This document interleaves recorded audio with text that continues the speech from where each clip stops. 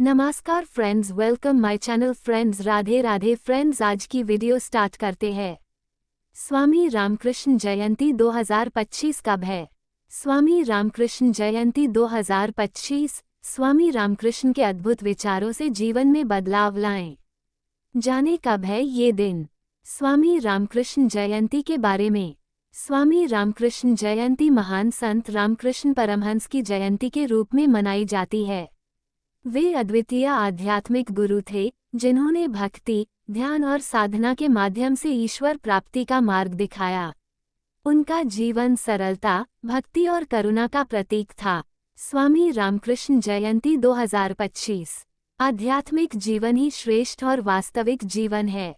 इस कथन को सिद्ध कर देने वाले कई महापुरुषों को भारत भूमि पर जन्म मिला है, जिन्होंने समूचे संसार को शांति व सद्भावना का पाठ पढ़ाया है। ऐसे ही महापुरुषों में एक श्रेष्ठ नाम आता है भारत के महान संत, आध्यात्मिक गुरु एवं विचारक श्री रामकृष्ण परमहंस जी का।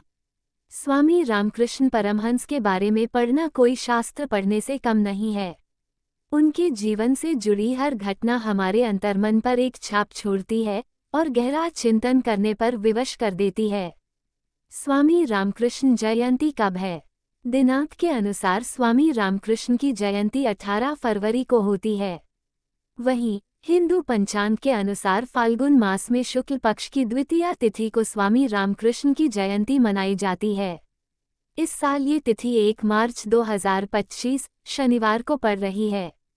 ये रामकृष्ण परमहंस की 189वां जन्म वर्षगांठ है। रामकृष्ण जयंती 1 मार्च 2025 शनिवार को मनाई जाएगी। द्वितीया तिथि प्रारंभ मार्च 1, 2025 को 3:16 AM बजे से। द्वितीया तिथि समाप्त मार्च 2, 2025 को 12:09 AM बजे तक। स्वामी रामकृष्ण का जन्म एवं जन्मस्थान। अधिकांशतः ऐसा माना जाता है कि रामकृष्ण जी का जन्म सन 1836 ईस्वी में हुगली के पास स्थित कामारपुका नाम के गांव में एक ब्राह्मण कुल में हुआ था। हालांकि उनके जन्म के सन व दिनांक को लेकर काफी मतभेद देखने को मिलते हैं। उनके पिता का नाम श्री खुदीराम चट्टोपाध्याय था। कहते हैं कि रामकृष्ण के जन्म से पहले ही उनके माता पिता को कई अलौकिक और दिव्य घटनाएं देखने को मिली थीं। रामकृष्ण जयंती का महत्व। प्रत्येक वर्ष श्री रामकृष्ण की जयंती को उनके अनुयायियों द्वारा हिंदू कैलेंडर के अनुसार अत्यंत श्रद्धा और उत्साह के साथ मनाया जाता है। इस विशेष अवसर पर देश भर के रामकृष्ण मठों और मंदिरों में भक्ति गीत, पूजा अर्चना और आध्यात्मिक प्रवचनों का आयोजन किया जाता है। निष्कर्ष। श्री रामकृष्ण परमहंस की शिक्षाएं आज भी हमें जीवन के सही मार्ग पर चलने और ईश्वर की भक्ति करने की प्रेरणा देती हैं। उनकी जयंती एक ऐसा अवसर है जब हम उनके संदेशों को आत्मसात कर सकते हैं। स्वामी जी का बचपन। स्वामी रामकृष्ण जी का स्वभाव बचपन से ही बहुत विनम्र था। इस कारण आसपास के सभी लोग उनसे बहुत प्रसन्न रहते थे। स्वामी जी का मन बचपन से ही कृष्ण चरित्र सुनने और उनकी लीलाएं करने में बहुत लगता था। उन्हें बचपन से ही विश्वास था कि ईश्वर के दर्शन हो सकते हैं। वो कभी कभी इतनी तन्मयता के साथ भगवान की आराधना करते थे कि स्वयं अचेत हो जाया करते थे। उनके अंदर सेवा भावना भी कूट कूट कर भरी थी। इसी कारण वो अतिथिशाला में जाकर वहां आगंतुकों की खूब सेवा किया करते थे। रामकृष्ण जी ने पढ़ने के लिए पाठशाला जाना आरंभ किया, परंतु उनका मन पढ़ने में बिल्कुल नहीं लगता था। दुखी होकर एक दिन वो अपने बड़े भाई से बोले, भाई, पढ़ने लिखने से आखिर क्या होगा? क्या इस पढ़ाई लिखाई का उद्देश्य केवल पैसा कमाना है? मैं तो वो विद्या ग्रहण करना चाहता हूँ जो मुझे परमात्मा की शरण तक पहुँचाने का कार्य करे। स्वामी जी ने ऐसा कहकर उस दिन से पाठशाला जाना छोड़ दिया। माँ काली के अनन्य उपासक। स्वामी जी का मन पूजा में खूब रमता था, इसलिए वो काली देवी के मंदिर के पुजारी बन गए। वे काली माता के भक्त थे। उनके लिए काली सिर्फ एक देवी नहीं, बल्कि जीवित वास्तविकता थी। दिन रात उन्हें काली दर्शन के अलावा कुछ भी नहीं सूझता था। उन्होंने कई वर्षों तक कठोर तपस्या की और खाना पीना, सोना सब छोड़कर ध्यानमग्न रहे। इस बीच स्वामी जी का भतीजा कभी कभी जबरन उन्हें थोड़ा भोजन करा दिया करता था। संन्यास लेने के पश्चात ही स्वामी जी का नाम रामकृष्ण परमहंस पड़ा। स्वामी रामकृष्ण और उनके गुरु तोतापुरी। एक दिन कुछ यूं हुआ कि रामकृष्ण जी हुगली नदी के किनारे बैठे थे, तभी महान योगी तोतापुरी उसी रास्ते से गुजरे। तोतापुरी ने देखा और भांप लिया कि रामकृष्ण में इतनी क्षमता है कि वो कठिन से कठिन ज्ञान भी प्राप्त कर सकते हैं, लेकिन वो सब कुछ छोड़कर केवल काली माता की भक्ति में ही डूबे हुए हैं। तोतापुरी रामकृष्ण के पास आए और बोले, रामकृष्ण, तुम अपनी भक्ति में इतने तल्लीन क्यों हो? तुम्हारे पास तो इतनी क्षमता है कि अथाह ज्ञान की प्राप्ति कर सकते हो। ये सुनकर स्वामी जी किसी बच्चे की तरह हठ करते हुए बोले, मुझे तो सिर्फ काली ही चाहिए बस।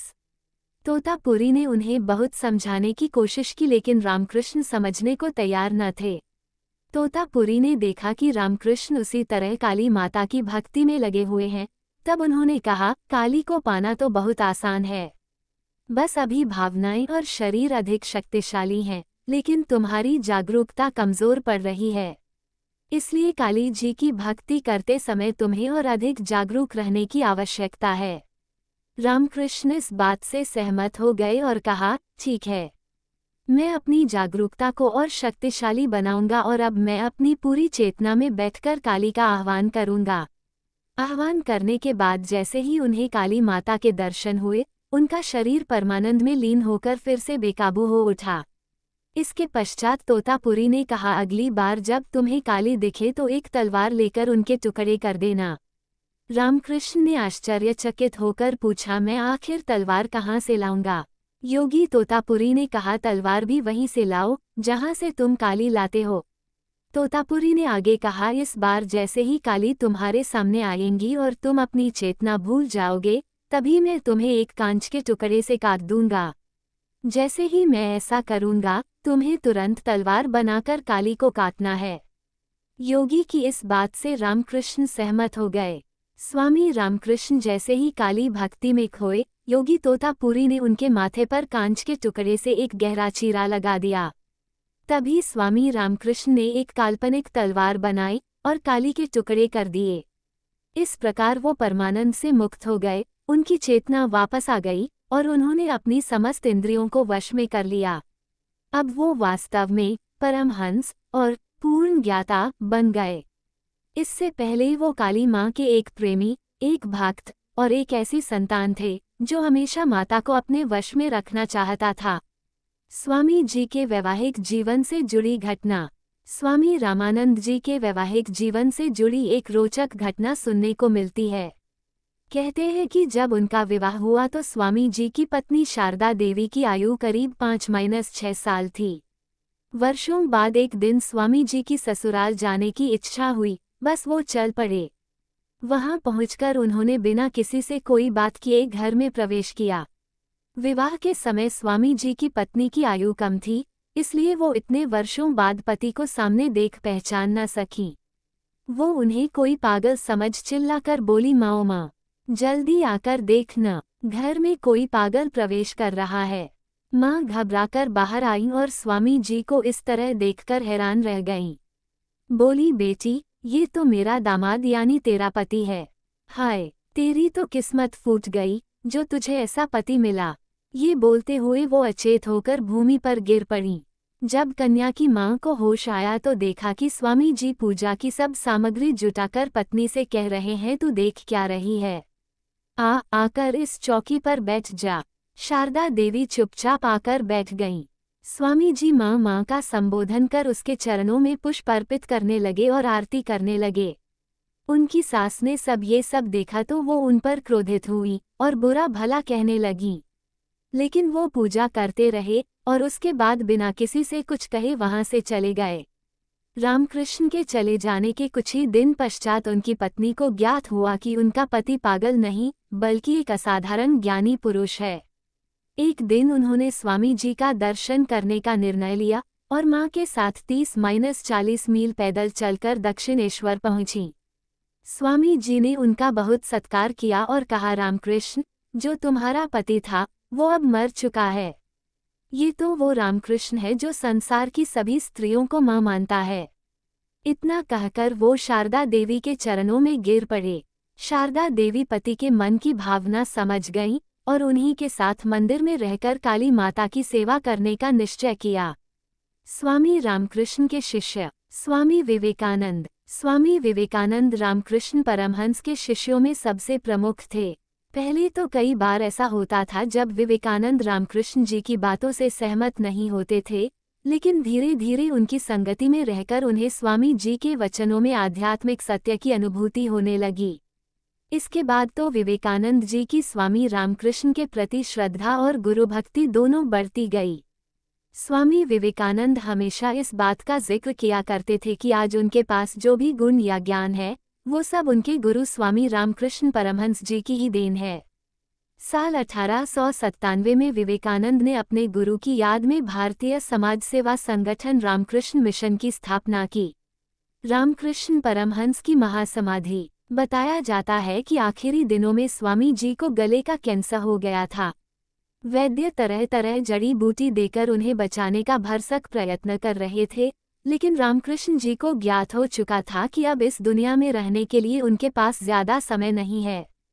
वो लगभग 3 माह तक रोगग्रस्त रहे, लेकिन धर्मोपदेश देना नहीं छोड़ा। अंततः सन 1886 में श्रावणी पूर्णिमा के दिन वो समाधि में लीन हो गए और प्रतिपदा के दिन प्रातःकाल उनकी जीवनलीला समाप्त हो गई। फ्रेंड्स, हमारे वीडियो कैसे लगा है जरूर कमेंट करके बोलना। Friends please like comment subscribe और शेयर करना नहीं भूलना। Friends please full video watch करना नहीं भूलना। All friends thank you so much और धन्यवाद। राधे राधे फ्रेंड्स।